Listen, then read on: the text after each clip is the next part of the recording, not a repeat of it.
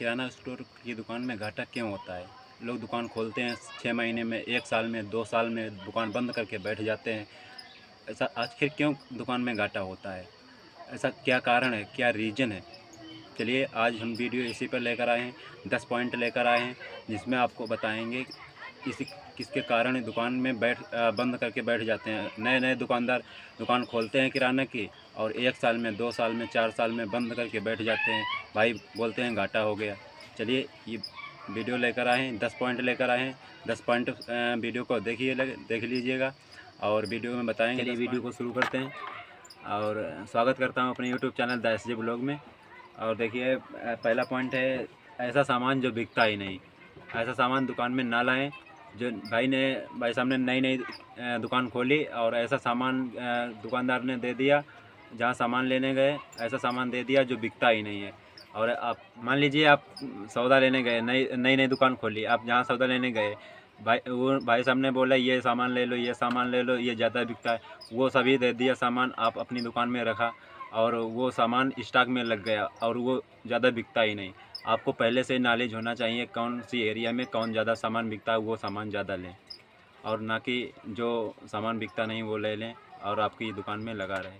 और point number two में यह है, एक्सपायरी माल ना लें। जहाँ आप सामान भराने जाते हैं, आप देख लीजिए, भाई दुकानदार से पूछ लें, भाई एक्सपायरी माल मैं नहीं लूँगा, और देख लीजिए उस पर डेट देख लीजिए, एक्सपायरी माल ना लें। और एक्सपायरी माल अगर भी देता है, आप अपनी दुकान में लाएंगे और वो रख लेंगे। आप कोई भी कस्टमर आपके पास आएगा, वो कस्टमर लेकर जाएगा, घर पे देखेगा कि ये भाई एक्सपायरी माल है, वो आपको वापस करने आएगा और आप वापस करने आप ले लेंगे और आपका वापस नहीं होगा। ओरिजिनल माल 10% भी वापस हो जाता है, लेकिन नहीं भी होता है, आपको फेंकना पड़ेगा, उस पर आप घाटा हो सकता है। और ऐसा एक्सपायरी माल ना लें। और जो कस्टमर वापस करेगा और वो दो बंदों को और बताएगा कि भाई इनकी दुकान से मत लेना, ये एक्सपायरी माल बेचते हैं। इससे दुकानदारी की भी कम होगी और आपको घाटा भी हो सकता है, ताकि एक्सपायरी माल ना खरीदें। पॉइंट नंबर 3 में ज़्यादा माल उठा लेना। आप मान लीजिए सौदा उठाने गए, जब माल उठाने गए, आप वो उसे नई दुकान खोली, भाई ये माल ज़्यादा दे दो, ये माल। आपको पहले से ही नॉलेज होना चाहिए कौन माल एरिया में ज़्यादा बिकता है, वही माल ज़्यादा लाएँ। और ताकि कोई चीज़ उठा लीजिए, बिस्कुट उठा लीजिए, साबुन उठा लीजिए, दालें उठा लीजिए, आप ज़्यादा लगा लेंगे स्टॉक में, आप उससे घाटा भी हो सकता है, आपका पैसा भी फंस जाएगा, उसमें लगा रहेगा। इतने का और कोई सामान लाएँ ताकि और कुछ बढ़ोतरी जनाए। आप ज़्यादा माल ना लाएं, इसलिए कि और कोई सामान लाएं और स्टॉक में कम माल रखें। और वो आपका एक्सपायरी भी हो सकता है, ज़्यादा सप्लाई कम होगा, स्टॉक में लगा लेंगे और ज़्यादा कम बिकेगा, वो एक्सपायरी भी हो सकता है, ताकि फेंकना पड़ेगा, इससे भी घाटा हो सकता है। एक पॉइंट ये भी। और पॉइंट नंबर 4 में उधार मर जाना।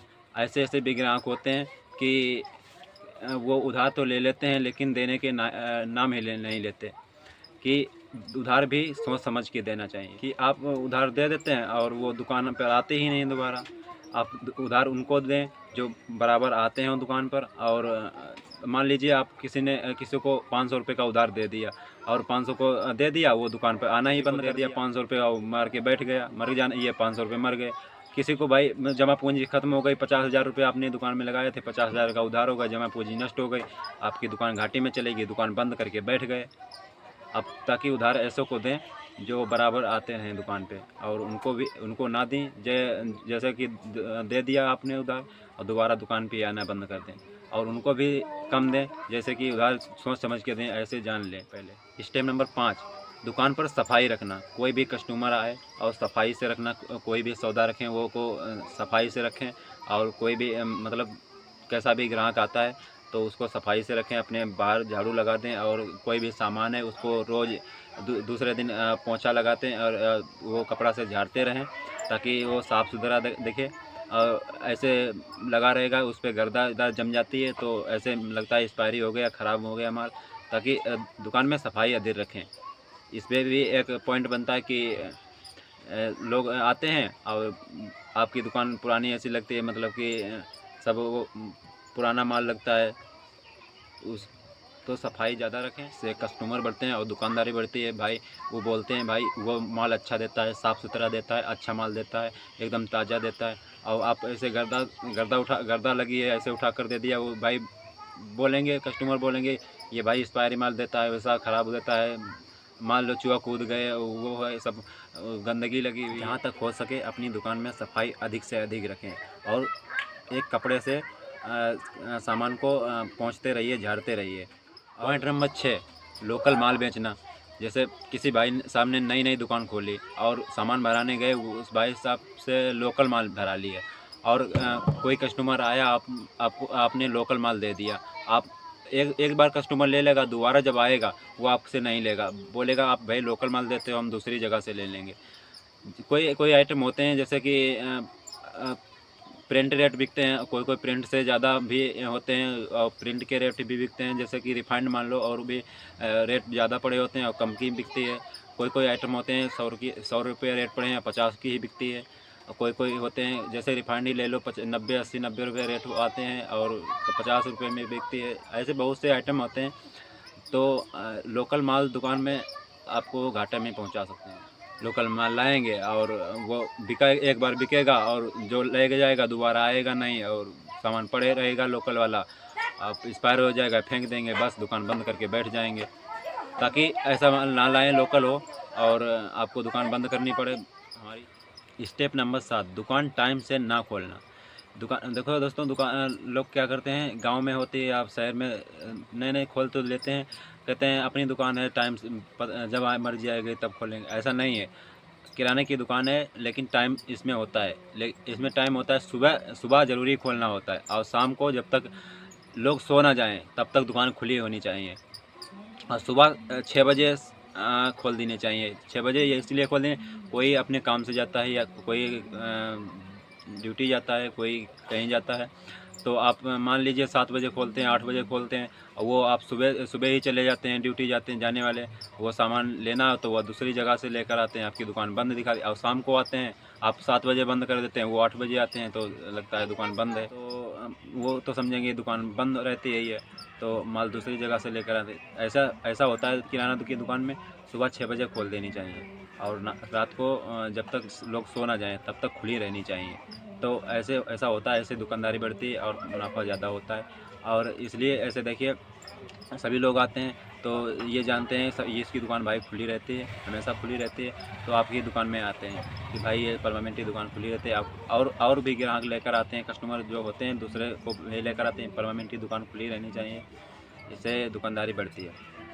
आप एक दिन खोलते हैं, 2 दिन नहीं खोलते हैं, ऐसा थोड़ी ना होता है। किराने की दुकान टाइम टेबल बनाना पड़ता है और टाइम टेबल बनाकर टाइम टेबल को फॉलो करना चाहिए। जो आप डे बनाते मतलब एक दिन निश्चित कर लीजिए, अगर आप रोड पे दुकान है तो एक दिन निश्चित कर लीजिए भाई इस दिन दुकान मेरी बंद रहती है, तो आप सुबह 6 बजे खोल दीजिए, शाम को 9 बजे 10 बजे बंद कर दीजिएगा। और दोपहर में लंच टाइम ले लीजिए, एक घंटे 1.5 घंटे का, और वो पब्लिक कर देना चाहिए, लिख कर टांग देना चाहिए, उससे आप ग्राहक को पता लगेगा 1 घंटे के लिए आप बंद कर देते हैं। इससे कस्टमर को पता चल जाता है तो उतने टाइम नहीं आता है और बाकी टाइम में आता है। और नंबर 8 में दुकान में सभी प्रकार का माल ना होना। जैसे कि कोई कस्टमर आया और एक सामान मांगा और दूसरा सामान नहीं है, 2 आइटम पर्चा बनाकर ले आया और 2-3 सामान लिखा दिया और एक आइटम है, एक आइटम नहीं है। ऐसे में क्या होता है, कस्टमर दूसरी जगह चला जाता है। जब पूरा आपके पास सामान नहीं होगा तो कस्टमर दूसरी जगह चले जाएगा और वो दूसरी दुकान पे चले जाए, वो दुकानदार नया ग्राहक देखकर 1-2 रुपये कम दे देगा और वो आपका ग्राहक टूट जाएगा, वो उस दुकान पे जाने लगेगा और इसीलिए अब आपकी मार्केट भी कम होगी और बिक्री भी कम होगी और आपका घाटा होगा। तो देखिए ऐसा तो सामान भी पूरा रखना होगा। जो जैसे कि सामान पूरा करने के लिए आपको एक तरीका करना होगा। जैसे कोई कस्टमर जो आइटम मांगे उसको लिख लेना चाहिए और जो मांगे उसको लिख लें और दूसरे दिन जाएं वो को लेकर आएँ, तब दुकान में रखें और दूसरे दिन ग्राहक को दें। ऐसे ही सामान बाना पूरा हो पाता है। जैसे कि ऐसे आप लिखते हैं तो पूरा नहीं हो पाता है। कस्टमर जब मांगे उसको लिख लेना चाहिए और दूसरे दिन लेकर आना चाहिए। ऐसे ही बहाना पूरे होते हैं। और स्टेप नंबर 9, कस्टमर से बोलने का तरीका। देखिए, कोई कोई भाई नए दुकानदार होते हैं तो कस्टमर से बोलने का तरीका नहीं पता होता है। जैसे कि कोई आया, कोई दुकान कस्टमर आया, वो नया दुकानदार भाई बोले, कोई कोई बोलते हैं क्या लेगा, और कोई कोई भाई साहब क्या लोगे, ऐसे ही बोलने का तरीका होता है। तो प्यार से बोलिए कस्टमर से, और जो आएंगे वो और भी को बताएंगे कि भाई ये सही प्यार से बोलता है। और इसकी अच्छा बोलोगे कस्टमर से, अच्छा व्यवहार रखोगे तो आपकी दुकान ज़्यादा चलेगी और अच्छी इनकम दोगे। और अच्छा बोलने पर सगली बात होती है, अच्छे बोलोगे, अच्छे प्यार से बोलोगे, अब आपकी दुकान में अच्छे कस्टमर आएंगे और ज़्यादा आएंगे। एक दो आते हैं और उनको बताएंगे भाई ये अच्छा प्यार से बोलता है और इसकी दुकान से सौदा लो। तो बोलने की सब बात ही होती है। और सब लास्ट पॉइंट है, स्टेप नंबर लास्ट 10वां सबसे मेन पॉइंट है, 10 नंबर, ये है सामान को रेट से ज़्यादा बेचना। लोग नए नए दुकानदार क्या करते हैं, सामान को रख लिया और सोचते हैं एक ही दिन में मालदार हो जाएं और ज़्यादा इनकम हो जाए। तो ऐसा नहीं भाई करना है। बस ज़्यादा से ज़्यादा नई नई दुकान में 10% लेना है। जैसे कि 100 रुपये की 90 रुपये का आया है तो 95 में दे दो, ऐसे ही 10% से ऊपर नहीं लेना है। नए नए दुकानदार भाई नए नए क्या करते हैं, आधी आधी मुनाफा लेने लगे, सोचते हैं महीने में ही बड़े बन जाएं। और ऐसे में क्या होता है, आपकी दुकान चलती नहीं है, 2-4 महीने में, साल 2 साल में बंद करते बैठ जाते हैं। तो ऐसा नहीं करना है, बस 10% ही लगभग लेना है और